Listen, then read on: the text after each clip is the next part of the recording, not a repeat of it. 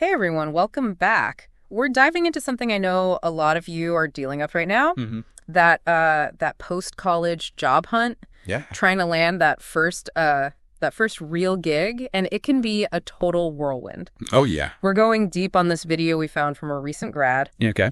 And they were so honest about like the struggles everyone feels, Right. but doesn't always say out loud. Totally agree. So first off, Yeah. huge kudos to them for keeping it real, because sometimes you just feel like a tiny fish in a giant ocean, you know? It's so true. And this video really nails that feeling of just being another faceless resume in a stack of hundreds. Yeah, exactly. Like Yeah. that faceless resume line, that one got to me. Yeah. But we're not here to just wallow in the doom and gloom. Right. We want to pull out the good stuff, the actionable stuff. And one thing that really jumped out is the video creator's emphasis on being strategic. Like, it's not just about blasting out resumes to every job posting you see. You got to be smarter than that, especially now. Exactly. So let's break that down a bit. The video starts with online presence. Okay. You know, having a solid LinkedIn profile, maybe even a personal website. I used to think that was kind of extra, but now Almost essential. I'm starting to see why. It really is the first impression you make. Yeah. Employers are searching for candidates there. They're not just hitting up the job boards. Right. It's like your digital business card or something. Let's think of it as that elevator pitch. Oh, I like that. You've got like 30 seconds to catch their eye. Yeah. Show them what you've got. And what's cool is this video doesn't just say, hey, have a LinkedIn. Right. It gets into specifics, like what? using keywords from the job description in your profile summary. Yes. Got to speak their language. Yeah. So it's not just about having the profile. It's about making sure the right people can even find it. Now you're getting it. And that's where applicant tracking systems come into play. ATS. Yeah, I've heard of those, but... They're like the gatekeepers. Software that companies use to sift through applications. Right. And they're scanning for those keywords. Oh, so it's almost as important as the content itself. Absolutely. Yeah. Imagine you're hiring it right. You need a graphic designer. They got to know Adobe Creative Suite.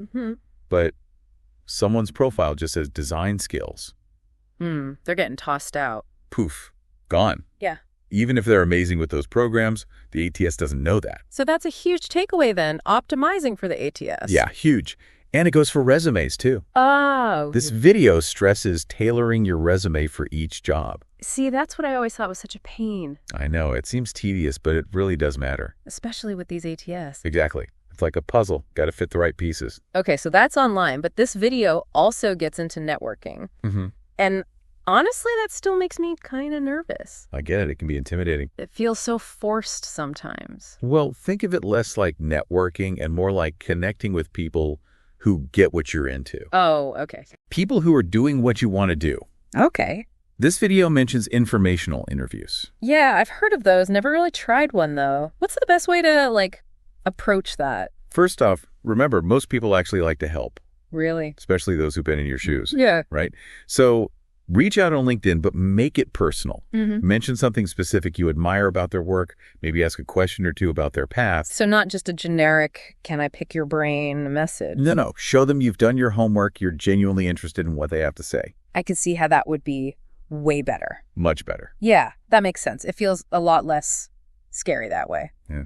But even with a killer resume and, you know, your networking and all that, Yeah. how do you actually stand out from the crowd, especially in those really competitive fields? I mean, this video's creator even talks about it. You know, everyone's saying the same things, got the same skills. It's true. So they had this whole problem-solving approach. Wow. I thought that was so interesting. Yeah, that's where things get really interesting. It's not just listing off what you're good at. You actually look at what problems the company's having, and you show how you could help solve them. Oh, so it's kind of like flipping the script. Exactly. Instead of, here's what I want, it's, here's what I can do for you.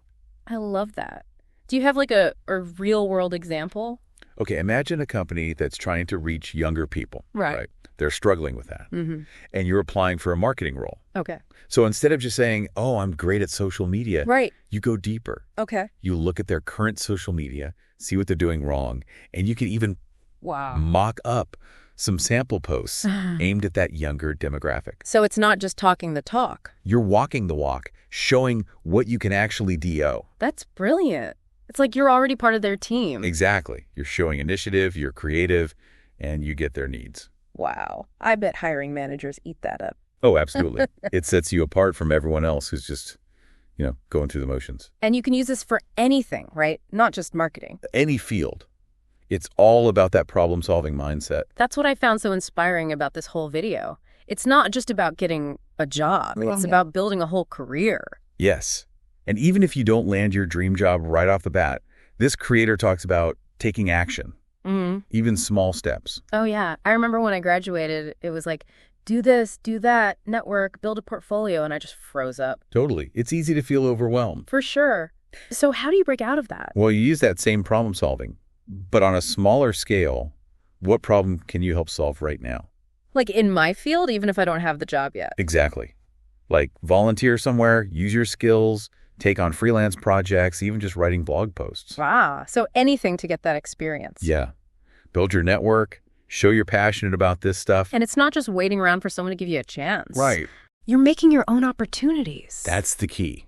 That sense of agency. I love that. And I think that's what really resonated with me most from this whole video. Yeah, it's like you're not just waiting for permission anymore. Exactly. You're taking charge. It's funny. I keep thinking, even though this video is for new grads, a lot of this stuff is like resonating with ME. It's true though, right? These are pretty timeless strategies. Yeah. Like whether you're just starting out or you're, thinking about a career change, this whole idea of showing your value, solving problems, taking initiative, that never gets old. Never. I mean, thinking back to when I first graduated and I was so lost. Yeah. This video would have been a lifesaver just to have that framework. It's all about breaking down that huge, scary goal of like finding a job. Right. Into smaller steps you can actually tackle. Yeah.